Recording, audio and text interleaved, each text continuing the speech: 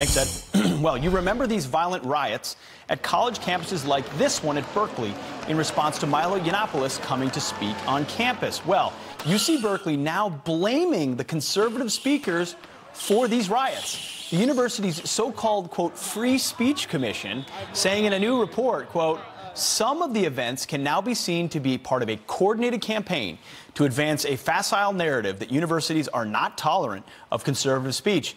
Many commission members are skeptical of these speakers' commitment to anything other than the pursuit of wealth and fame through the instigation of anger, fear, and vengefulness in their hard-right constituency. Well, our next guest was locked in a building during one of those riots, and he organized the Ben Shapiro and Ann Coulter speeches on campus. Campus Reform correspondent and executive vice president of UC Berkeley College Republicans, Bradley Devlin, joins us this morning. Bradley, thank you for joining us. So as a member of the College Republicans who invited folks like Ben Shapiro and Ann Coulter to campus, you're part of just a giant conspiracy to make the university look bad. They didn't do it to themselves.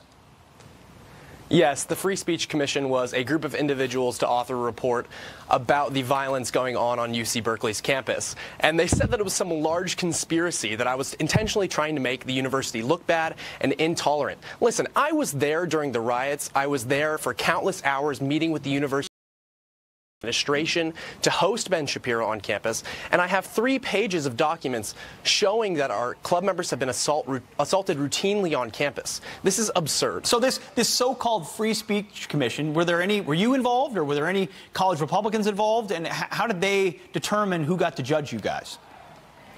They completely neglected my emails and my requests to have a member of the Berkeley College Republicans represented on this Free Speech Commission, because we knew that the university would label us alt-right and spread this misinformation. I mean, look at the cited sources. CNN, BuzzFeed, these are all mainstream media that is fake news, and they don't do their due diligence to talk to the Berkeley College Republicans about the facts. Wait, so how does it work here? So you have a speaker, you invite him to campus.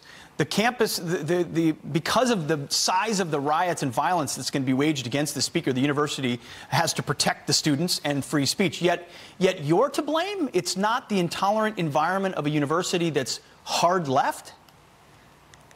You're absolutely right. I mean, we go into countless hours of security meetings to make sure that our guests are safe. And listen, we're not asking for special treatment. We're asking for equal treatment. We're making sure that our constitutional rights are upheld. It's their obligation to make sure that our rights are protected. And that's why we have a lawsuit moving forward with the Young America's Foundation against the University of California, Berkeley, because they've refused to secure our rights on campus. Well, Bradley, what happens when a Marxist or a socialist or a member of Antifa speaks? Are there conservative riots that require police?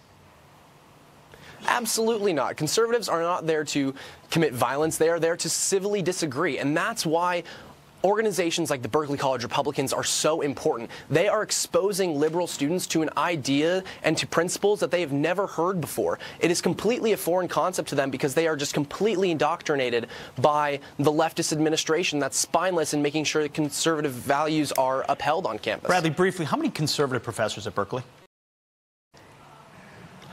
I know of 2. Okay, 2. All right, that's 2 more than I thought. Sorry, hey, you didn't think you were going to go to college and be at the forefront of free speech and ideological warfare, but here you are. Thanks for bringing us the ground truth this morning, and keep bringing those speakers to campus. Devin, thank you very much.